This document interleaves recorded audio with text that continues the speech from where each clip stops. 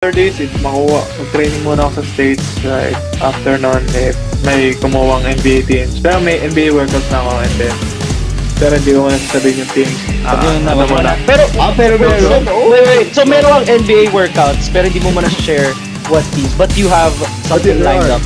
Yeah, like, for 4 or 5 teams. Mga ka-express, may panibagong balita ang gumulantang na naman sa mundo ng basketball. At hindi ito tungkol kay Kai Sotto. Sa isang exclusive interview, mismong si Kevin Kimbao na ang nagsabi na meron na siyang 4 hanggang 5 NBA teams na nagbigay ng invitation para siya mag-workout. Oh, mga ka-express, NBA teams mismo ang interesado kay Kevin Kimbao. At hindi lang ito haka-haka, legit ito dahil nanggaling mismo sa bibig ng binata. Wala pa siyang binabanggit na team names at understandable naman ito dahil ayaw niya sigurong ma-preempt ang mga bagay at baka magkaaberya pa. Pero ang importante dito mga ka-express ay yung fact na may concrete offers na siyang makapag-workout at posibleng makasama sa NBA Summer League. First time na pumasok sa ito to is last year. Like when I was playing in Dubai for Strong Group Athletics. Like with Dwight Howard, Andre Robertson. Like sinabihan nila ako na why not try the NBA, try the most popular league in the whole world. So, ngayon, doon nagkaroon ng spark sa bumbilya ko na. At ang ibig sabihin nito, dalawa na ngayon ang mga Pinoy na may lehitimong syansa na makapasok sa NBA. Kai Sotto at Kevin Kimbao.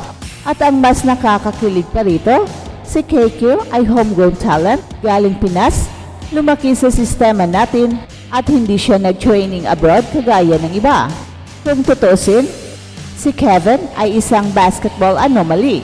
Hindi siya athletic freak na katulad ng mga African-born players at hindi rin siya towering giant gaya ni Kai. Pero kung basketball IQ ang pag-uusapan, aba, walang duda, pang world class ang utak ng batang ito. Ang kanyang paglaro sa UAAP ay punong-puno ng highlights. Isa siyang playmaker na may shooting touch at ang kanyang court vision ay parang point guard kahit forward ang kanyang natural position. Lahat ng ito ay nakita ng mga scouts sa Korea, kaya naman pumatok ang kanyang laro sa KBL. Pero ngayon, mas mataas na ang target, NBA na. Pero teka mga ka-express, let's be real. Madaling sabihin na gusto natin siyang makapasok sa NBA, pero ano nga ba talaga ang chances niya? Una, sa skill department, pasado na kaagad si Kevin Kimbao. Marunong sa loob, marunong sa labas. Kayang magdala ng bola, kayang tumira ng tres, at may disiplina sa depensa. Pero ang concern ng ilan, lalo na sa international level, ay ang kanyang bilis. Sa NBA, lalo na sa posisyon niya na shooting guard o small forward, halos lahat ng players ay mabilis, matulin, at hyper-athletic. Kumpara sa kanila, maaring medyo mabagal si Kevin Kimbao. Pero kung titingnan natin sina Nikola Jokic at Luka Doncic, hindi rin naman sila kasing bilis ng iba, pero bumabawi sa talino at timing. At dito na pumapasok ang lakas ni KQ. At isa pa sa dapat pagtuunan ng pansin ay ang kanyang exposure sa NBA-style basketball. At dito papasok ang NBA Summer League. Kapag mabigyan siya ng pagkakataon roon, ito na ang magiging ultimate testing ground niya.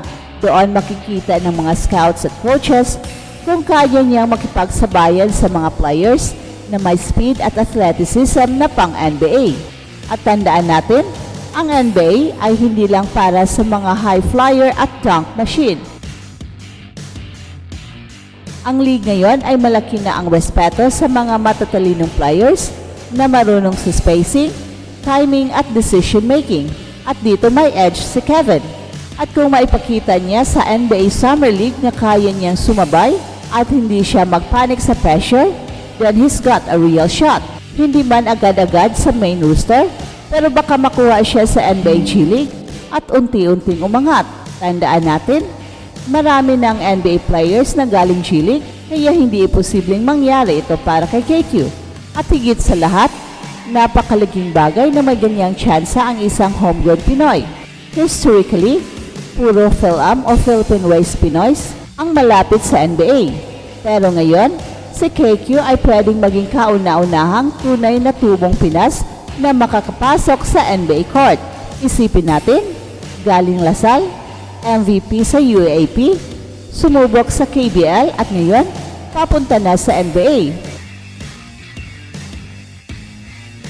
Kung hindi man siya mapili agad, kahit makasama lang sa Summer League ay milestone na, hindi lang para sa kanya, kundi para sa buong Pilipinas.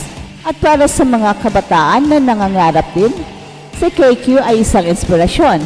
Hindi mo kailangang maging 7-footer, hindi mo kailangang mag-aral sa US, basta may disiplina, sipag at talino sa laro, pwede kang mapansin. Pero syempre, huwag tayong masyadong excited kaagad. Nasa proseso pa rin si KQ. Kailangan pa niyang mag-perform sa mga workout, kailangan niyang ipakita na hindi lang siya pang Asia, kundi kaya niyang lumaban sa pinakamalaking basketball stage sa mundo. At habang nangyayari ito, ang suporta natin ay napakahalaga. Sa social media, sa mga usapan, ipakita natin na buong Pilipinas ay nakasuporta sa kanya. Dahil sa huli, kung magtatagumpay siya, buong bansa ang aangat. At huwag din natin kalimutan si Kai Sotto. Habang may good news kay Kevin, si Kai ay patuloy pa ring lumalaban. Kaya imbes na ikumpara natin sila, mas magandang sabay natin silang ipagdasal at suportahan. Imagine kung sabay silang makapasok sa NBA. Grabe mga ka-express, ginulat ang mundo talaga. At sa isang exclusive interview ay ginulat ni Kevin Kembao ang lahat nang sabihin niyang meron na siyang 4 hanggang 5 NBA team invitation para mag-workout with hope of playing sa NBA Summer League and hopefully makapasok ng rooster spot sa regular NBA season at siya na ang magiging first homegrown Pinoy to play in the NBA. Napakagandang balita ito para sa lahat ng mga Kai Sotto fans na dismayado dahil hindi lang isa, kundi 2 na ngayon sila ni KQ ang magkaroon ng legitimate chance na makapasok sa NBA. Legit news ito dahil galing ito mismo sa bibig ni Kevin.